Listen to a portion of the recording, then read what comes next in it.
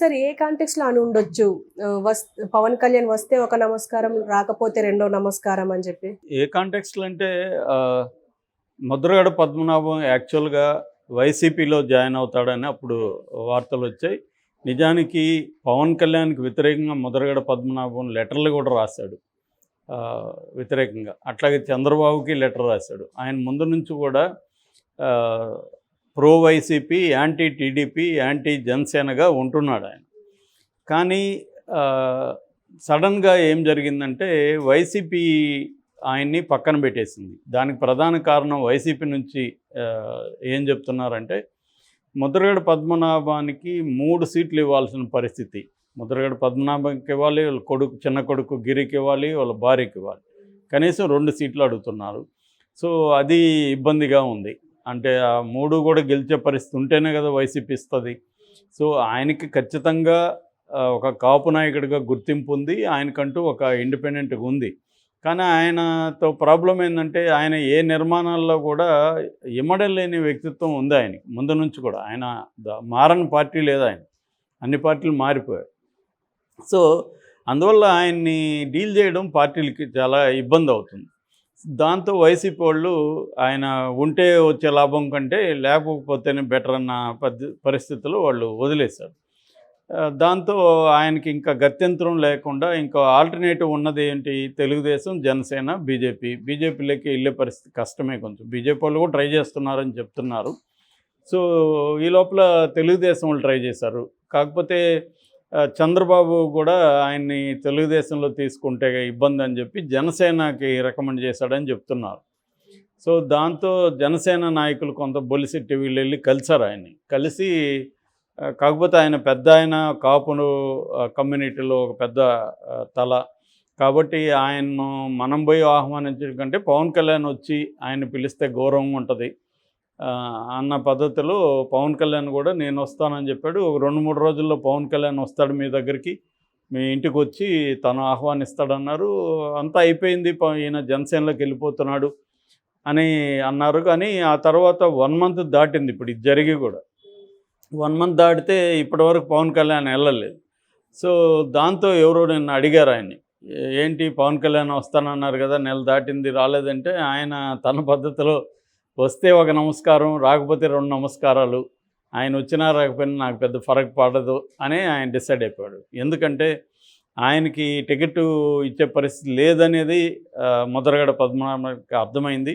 ఎందుకంటే పవన్ కళ్యాణ్ కూడా ఆయన్ని భరించే పరిస్థితి లేదు. పవన్ కళ్యాణ్ మామూలుగానే తనకి ఈక్వలెంట్ కానీ లేకపోతే కొంత నాలెడ్జ్ ఉన్న వాళ్ళని ఎవరు భరించడు పవన్ కళ్యాణ్ అని అందరూ చెప్తారు. పవన్ కళ్యాణ్ దగ్గర పనిచేసి బయటకు వచ్చిన వాళ్ళందరూ కూడా ఆయనకి వ్యతిరేకంగా మాట్లాడినా, భిన్నంగా మాట్లాడినా, ఏదైనా ఆర్గ్యూ చేసినా ఆయనకి నచ్చదు. అది అలాంటి వాళ్ళని దూరం పెట్టేస్తాడు అని మాట్లాడు. చాలామంది లీడర్లకి ఈ స్వభావం ఉంటుంది.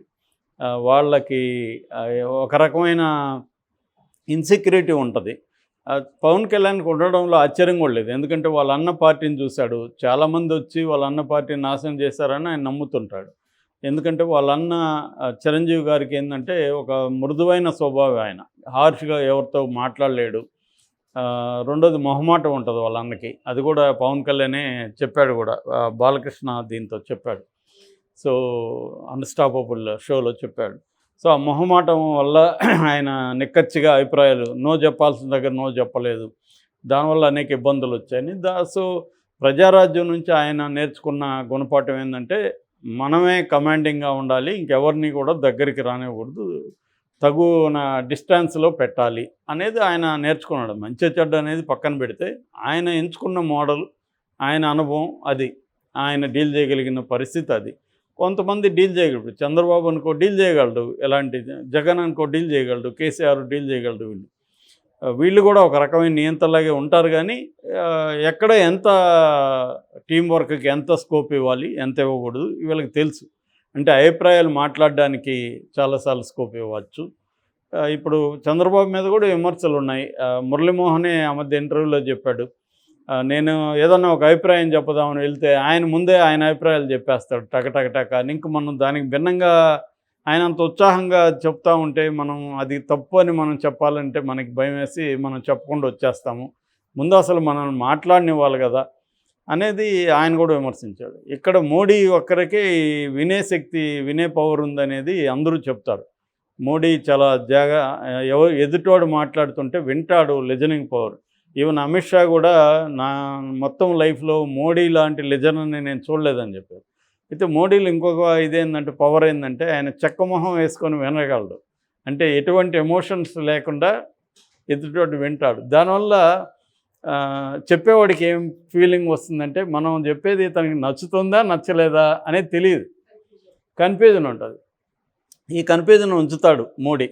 అంటే తన అభిప్రాయాన్ని వినాలనుకుంటాడు, అట్ ద సేమ్ టైం తన రియాక్షన్ని అతనికి తెలియకూడదు అని కూడా అనుకుంటాడు మోడీ. అది చాలా అంటే ఒక నాయకుడికి ఉండే లక్షణాల్లో లిజనింగ్ అనేది వెరీ ఇంపార్టెంట్. అంటే పార్టీలో క్యాడర్ కావచ్చు, పార్టీలో ఇతర నాయకులు వాళ్ళ అభిప్రాయాలు ఏంటి అనేది తెలుసుకోవాల్సిన అవసరం ఉంటుంది. విన్నాక డిసిషన్ ఇదే కావచ్చు, కానీ ముందు అసలు వినాల్సిన అవసరం ఉంటుంది. కొంతమంది ఏమంటే ఇన్సెక్యూరిటీ ఉంటుంది, ఎక్కడ వీళ్ళ నన్ను ఇన్ఫ్లుయెన్స్ చేస్తారో అని చెప్పి ముందుగానే దూరం పెట్టేస్తారు. పవన్ కళ్యాణ్ అయితే అసలు వినడానికి కూడా ఇష్టపడ్డా అనేది చెబుతారు. నేను 2 సార్లు కలిశాను. నేను కలిసినప్పుడు ఆయన విన్నారు. అంటే నేను కంటే మా ఫ్రెండ్ చంద్రశేఖర్ ఆయన చనిపోయారు, ఆయన మాట్లాడారు. 2 గంటలు ఫస్ట్ మీటింగు, తర్వాత 4 అవర్స్, 2 అవర్స్, 6 అవర్స్ వేసుకుంటే 6 అవర్స్లో పవన్ కళ్యాణ్ కనీసం ఒక 4 గంటలు విన్నాడు. మేమంటే నా ఫ్రెండే ఎక్కువ మాట్లాడాడు. అప్పుడైతే విన్నాడు, మొత్తం అభిప్రాయాలు విన్నాడు, నచ్చింది ఆయనకి మా ఫ్రెండ్ చెప్పిన అభిప్రాయాలు, అలాగా ఉనింది. కానీ చాలామంది ఆయనతో కూడా రెగ్యులర్గా పనిచేసేవాళ్ళు చెప్పేది ఏంటంటే ఆయనకి ఎవరైనా ఇండిపెండెంట్గా అభిప్రాయాలు చెప్తే నచ్చదు అనేది చెప్తారు. అలాగా కూడా ఇబ్బంది ఉంది. రెండోది ఆయన్ని అకామిడేట్ చేయాలంటే అదేదో ఫ్యామిలీ ఫ్యాక్ట్ లాగా ఆయన ఒక్కరి కోసం అంటే ఆయన చిన్న కొడుకు, కోడలు వాళ్ళనంతా అకామిడేట్ చేసే పరిస్థితిలో జనసేన లేదు. ఎందుకంటే జనసేనకి ఇచ్చేదే 20 నుంచి 25 ఇస్తారు, అంతకంటే ఎక్కువ ఇచ్చే పరిస్థితి కనబడలేదు. ఎందుకంటే తెలుగుదేశం మీడియా కూడా లీక్ చేసింది, ఆంధ్రజ్యోతిలోనే రాశారు క్లియర్గా. ఆయన 20 ఇస్తానన్నారు చంద్రబాబు, ఆయన 30 అడిగారు, ఫైనల్గా 28 అన్నా ఇవ్వండి అన్నారు. 25 వరకు చూద్దాంలే, ముందు 20 తీసుకోండి, 5 తర్వాత చూద్దాం అన్నాడు చంద్రబాబు అన్న ఇది రాశారు. ఏదేమైనా 25 మ్యాక్సిమం ఇచ్చే అవకాశమే కనిపిస్తూ ఉంది. సో ఇటువంటి కాంటెక్స్ట్లో ఆయన అకామిడేట్ చేయలేడు ఇప్పుడు. ఎందుకంటే తనకి కొత్తగా జాయిన్ అయ్యే వాళ్ళు కూడా పెరుగుతున్నారు మెల్లగా జనసేనలోకి. వైసీపీ రెబల్స్ కావచ్చు, ఇటు తెలుగుదేశం నుంచి ఆశావాహులు ఉంటారు, తెలుగుదేశంలో అందరికి ఇవ్వలేరు. అప్పుడు వాళ్ళు ఏం చేస్తారు, ఇండైరెక్ట్గా జనసేనలోకి వెళ్ళి మళ్ళీ అదే కూటమి కదా, గెలిచినాక మళ్ళీ తెలుగుదేశంలోకి రావచ్చు. చంద్రబాబు కూడా అట్లాంటి దాన్ని ఇండైరెక్ట్గా ప్రోత్సహించవచ్చు. ఎందుకంటే ఆయనకి జనసేనలో కంటే కూడా జనసేనలో తన మనుషులు ఉంటే బెటర్ కదా, కంట్రోల్ ఉంటుంది జనసేన. చంద్రబాబు వ్యూహంలో ఇది ముందు నుంచి కూడా ఉంది. బీజేపీలోకి కూడా 2014లో కూడా తన మనుషులను పంపించాడు. కామినేని శ్రీనివాసరావు అలాంటి వాళ్ళు, ఆయన వెళ్ళిన వాళ్ళు మళ్ళీ వాళ్ళకే మినిస్టర్లు, ఆ కోటాలో కూడా తన మనుషులకే మినిస్టర్లు ఇచ్చాడు. ఇదంతా రాజకీయాల్లో ప్రతి పార్టీ కూడా ఇతర పార్టీలని కంట్రోల్ చేయాలనుకుంటుంది. వీలైనంత వరకు వీలైతే కంట్రోల్ చేస్తారు. అంతేగాని నేను చాలాసార్లు చెప్పాను, రాజకీయ పార్టీలకి ఇవాళ విలువలో ఇంకోటో సిద్ధాంతమో అది మాట్లాడుకొని వేస్ట్. గెలుపు ముఖ్యం. గెలవాలంటే తమ కంట్రోల్లో ఉండాలి. గెలిచిన తర్వాత కూడా ప్రభుత్వం ఒక స్టెబిలిటీ ఉండాలంటే తమ కంట్రోల్లో ఎమ్మెల్యేలు ఎక్కువ మంది ఉండాలి. లేదంటే ఎప్పటికైనా అది ఒక భయానకమైన పరిస్థితి ఉంటుంది. సో ఈ కాంటెక్స్ట్లో పవన్ కళ్యాణ్ బలం అంతా కూడా కాపుల బలమే. అతనికి ఎన్ని కథలు చెప్పినా అతని బలం అంతా ఎందుకు అతను తూర్పు పశ్చిమ గోదావరి, ఉమ్మడి గోదావరి జిల్లాల్లో కాన్సన్ట్రేట్ చేస్తున్నాడంటే కాపు సామాజిక వర్గం అక్కడ పోలరైజ్ అయ్యి ఉంది, అక్కడ కాన్సన్ట్రేట్ అయ్యి ఉంది. కాబట్టి తన బలం అదే. ఆయన నా కులం లేదు, మతం లేదని పైకి ఎన్ని చెప్పినా పవన్ కళ్యాణ్ బలం కాపు బలమే. అది లేకపోతే పవన్ కళ్యాణ్కి బలం లేదు. అందుకని రాయలసీమలో కానీ మిగతా చోట్ల కానీ పవన్ కళ్యాణ్ ఇంట్రెస్ట్ చూపించట్లేదు. ఎందుకంటే అక్కడ తను గెలిచే పరిస్థితి లేదు. ఒక్క తిరుపతి మాత్రమే ఆలోచిస్తున్నాడు. ఎందుకంటే గతంలో చిరంజీవి గెలిచాడు కాబట్టి.